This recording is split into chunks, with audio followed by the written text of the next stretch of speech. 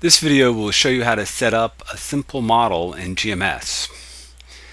We start with a completely blank set of windows, and before we get started, I'd just like to refer you to this file that's a Word file that supplements this video. These are notes and might be easier to follow along with these notes after you've already completed the video.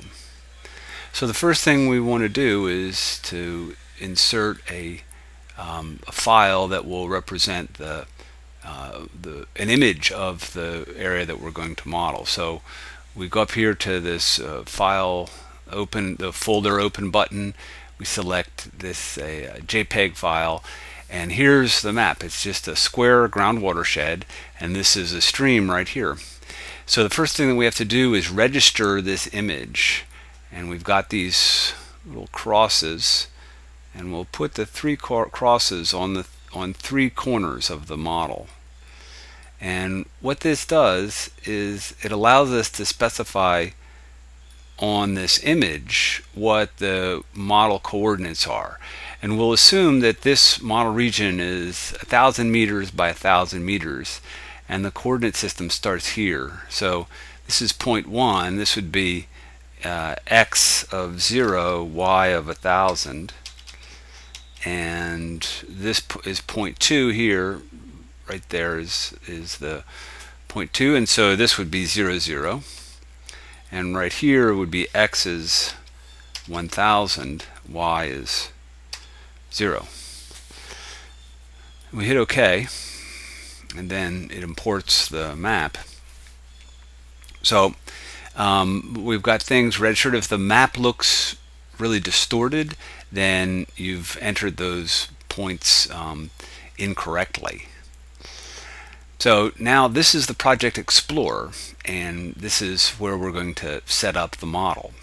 So the first thing we do is right click, and we're going to set up the conceptual model. So we go down here and select that conceptual model, and there's the entry. We'll name this just to keep it straight. We don't really have to, but we'll call it square groundwater shed. And we'll just take the defaults here. And so this is our conceptual model. Now, the conceptual model will consist of what we'll call coverages. And so we'll have a coverage for the basic elements in the conceptual model. And in this case, the basic elements will be the hydraulic conductivity, the recharge, and the stream boundary conditions. So we'll right click and select new coverage. And the first coverage that we'll include is the hydraulic conductivity, and so we'll just call it K, and K is an aerial property, so we'll select horizontal, vertical, and horizontal anisotropy. And later, when we specify the grid, we'll have 5 layers. So we want these properties to go through all the layers, so we'll specify 1 through 5. And this will be also the coverage that we'll use to define the active area of the model. So we'll check that. So we hit OK. And now what we need to do is specify what areas we're going to cover. So I'm going to zoom out a little bit, and this whole area we're going to specify the hydraulic conductivity for using this part here, right there. So we'll go and select create arc, and we're going to just draw a set of arcs, and we'll close the arcs right there. And the purpose here is to go around our model area. We close it, and now what we have to do, we want to make this into a closed polygon. So we draw it as an arc, and then we have to go to Feature Objects, Build Polygons. Okay, and that will change it into a polygon, and we see it now represented as this gray region. Okay, So that's good enough for now. That's the region over which we'll define the hydraulic conductivity. And so now we'll repeat this, right click, and we'll put in a new coverage. This will be the stream boundary conditions. And I'll specify a stream as a specified head or a CHD boundary, so I'll check that. And this will be just in the upper layer, so we can keep this, keep that stuff, that'll be okay, and hit OK. And now we want to specify the location of the stream boundary, so we'll use this arc tool, and this is the stream right here. So I'm going to click here and draw an arc from there to there along the length of the stream. And if you don't see these symbols, then you should come down here and click on this little symbol here for the map. These are symbols associated with the map. Okay, and I guess, yeah, probably I should have said that this is the picture of the region, and what this is representing is this square outer boundary is a no-flow boundary. So a no-flow groundwater boundary, and then this is a stream that we're going to specify as constant head, which we're in the process of that, and the head in the stream is 50 right at this location and 65 right in this location, and we'll just assume that the head is linear from 50 to 65 between these two endpoints. Okay, so we've got the stream drawn in as an arc, and let's see, we're right here if you're following along on the notes. And now we're going to go in and put another coverage in, and that's going to be the recharge.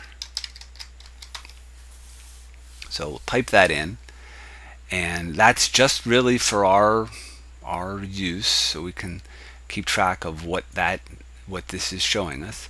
And so we'll click here on recharge rate. This will again be just the default layer, or just the upper layer, and that'll be sufficient for the recharge. And so we'll hit OK. And now we need to draw the region, so we're going to do it in the same fashion as the hydraulic conductivity. We're going to have recharge over this whole area, so we'll use the arc tool to draw a closed arc, and then we'll use build polygons to turn it into a polygon. Okay, so what we've done now is to define the various different coverages, what their geometry is, if you will. And so right now, though, they don't have attributes. So we have recharge here covering this area, but we haven't really said what the recharge is.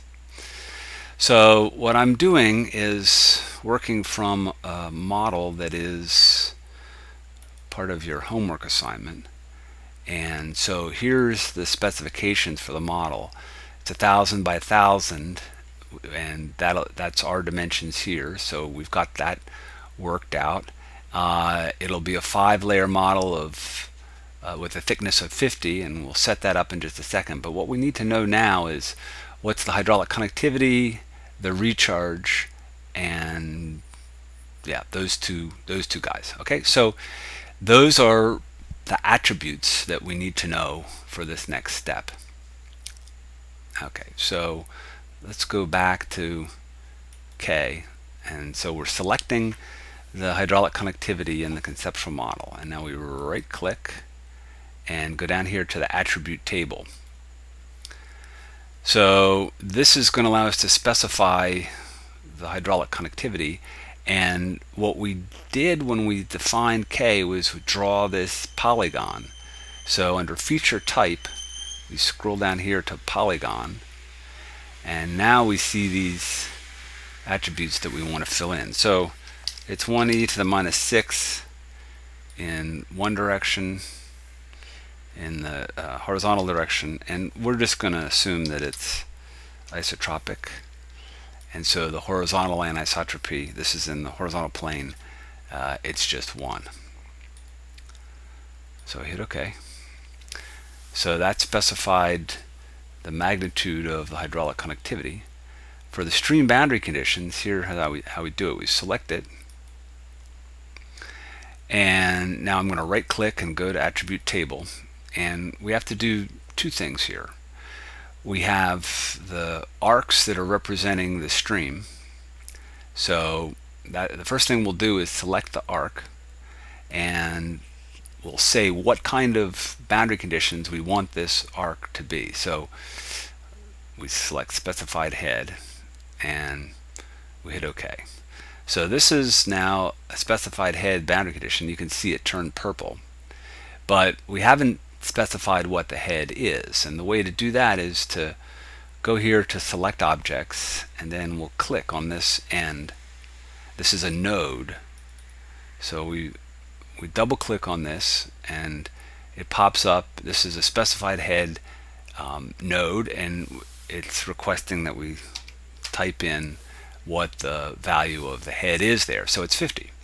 We hit OK, and then we do it here as well. Double click, and it's 65 right there. So hit OK, and now we've specified what the head is along this stream boundary. And we're going to do the same thing for recharge. Select recharge, go to attribute table. This is also a polygon, so we scroll down here to polygon, and we put the recharge in here, and it has to be the consistent units.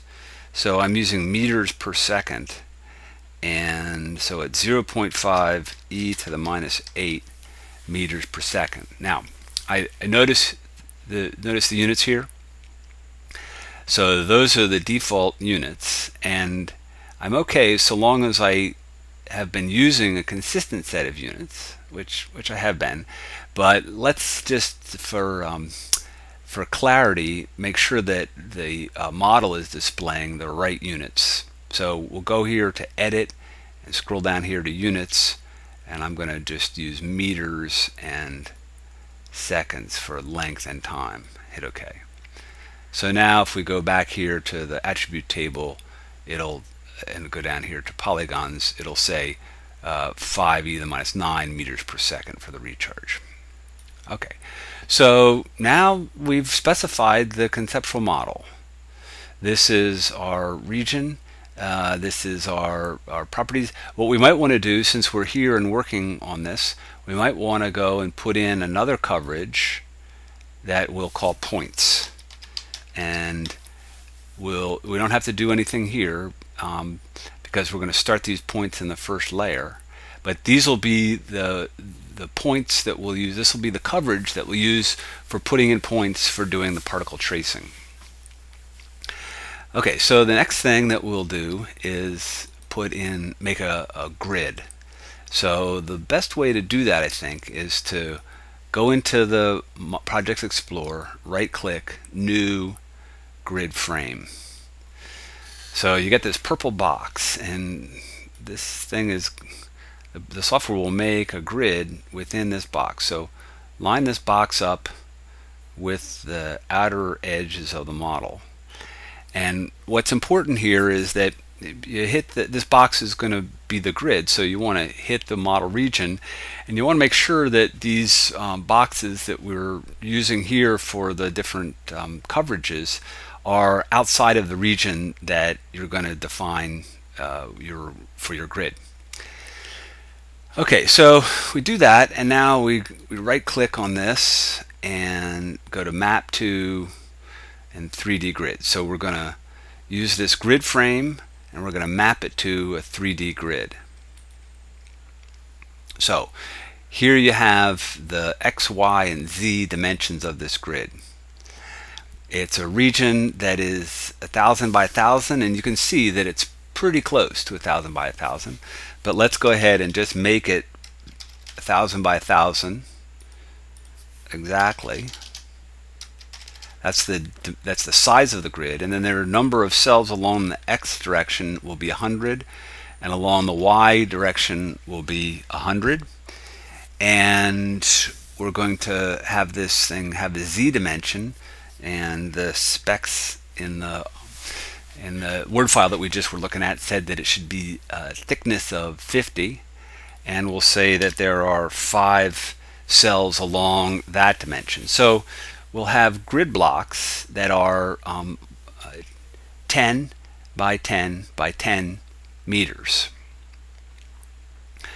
Okay, and I guess what we could also do, just to be clean, is to have the origin start at 0, 0, 0. So we hit OK, and that's the grid. So 100 by 100, and we can look at it in cross section if we go up here and click here, front view. So there it is in cross section, and we should just at this point verify that things are in the right place. So right down here, this is giving us the x, y, z coordinate of the cursor. So if I put my cursor right there, I see the z coordinate is about 0, and then I go up there and the z coordinate is about 50.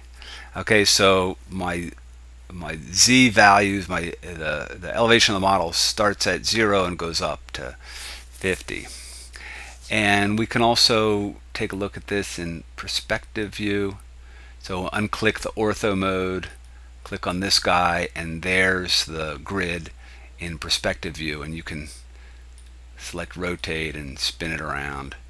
So it doesn't tell us much at this point, but this will be a nice view to see some of the 3D effects in the simulation. Okay, so that's really the setup for the conceptual model and the grid, and the next step will be to put in the ModFlow model and set that up and run it. I'm going to stop it here and pick up with a new video for the next